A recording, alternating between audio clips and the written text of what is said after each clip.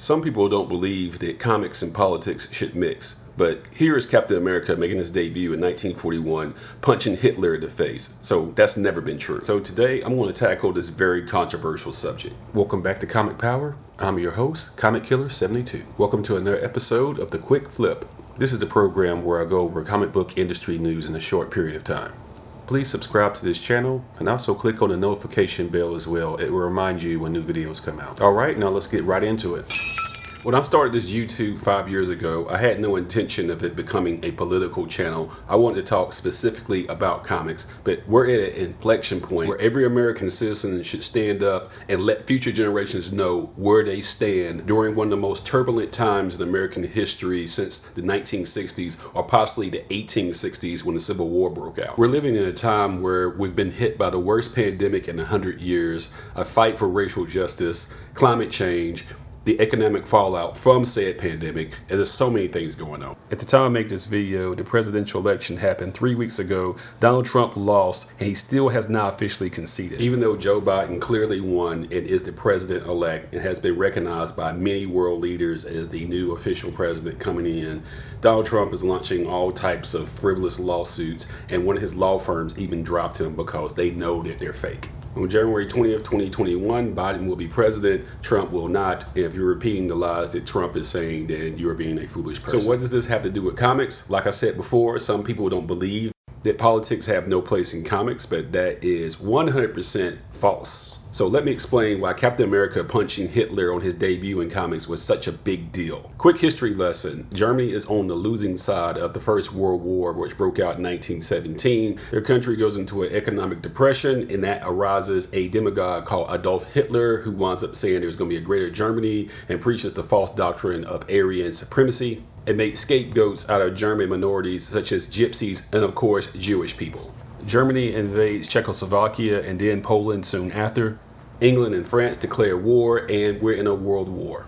So it's 1939 and America is not in the war yet. Captain America Comics #1 makes his debut on Timely Comics, which would later become Marvel, on March 1941. But America didn't enter the war until December 1941 when Japan bombed Pearl Harbor. So an American comic book character punching another world leader in a war we were not in yet was very controversial at the time. It'd be like drawing Captain America punching Vladimir Putin for invading Ukraine. So anyway, Captain America is the brainchild of Joe Simon and Jack Kirby, who both are Jewish. So this is probably personal to them because they were aware of what Germany was doing to the Jewish people. I'm sure that whole Holocaust thing didn't sit well with them. So if you're saying that politics and comics don't mix, then you are wrong. And Exhibit A is Captain America making his debut in 1941, punching Hitler and kicking Nazi ass.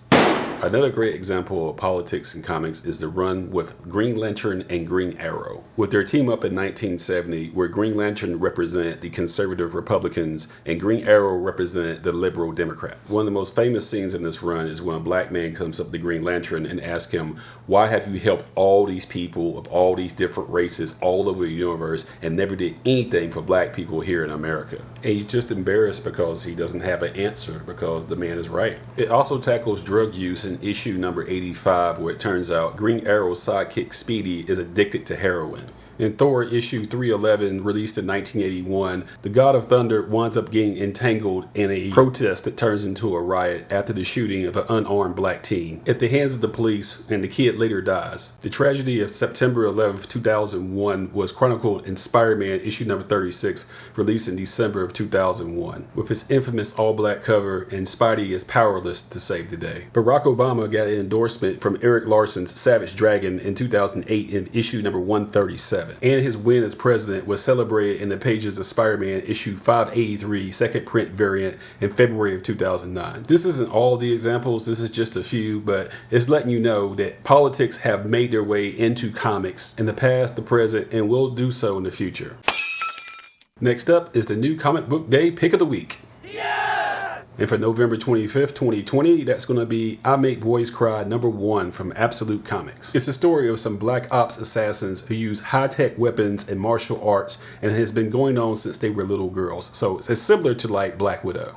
And this spins out of the White Widow universe, also in Absolute Comics. Absolute has been putting out some very good stuff for a long time. Their stories and art are very good. You should be supporting them. Also check out Suicide Squad issue number 11 from DC Comics. This promises to be the final issue on this run. Expect a very thin print run because final issues don't get ordered a lot by stores, and I expect a lot of characters to die. This is the Suicide Squad, by the way. With the exception of Harley Quinn, everyone's expendable. Also check out Exo Men of War number 2 from Valiant Comics. This has been rebooted again, and the story and the art look amazing. You definitely should be reading this sci-fi adventure.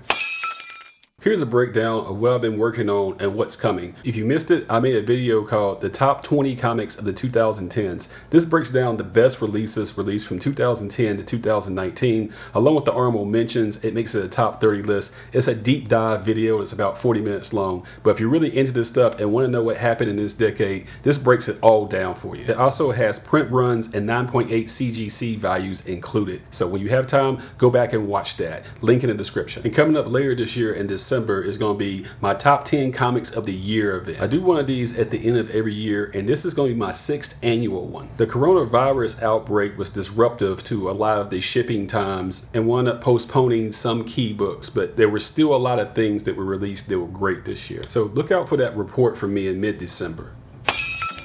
You know the drill. Be sure to subscribe to this channel, give it a thumbs up, and share these videos on social media so other people learn about the channel. And don't forget, I do sell comics at my eBay page listed here with a link in the description. One Stop Thrift and Comic Power are run by the same guy. That would be me, Comic Killer 72. I have 100% feedback, by the way. And once again, thank you to my subscribers and viewers who support Comic Power. Until next time, this is Comic Killer 72 for Comic Power saying bye-bye.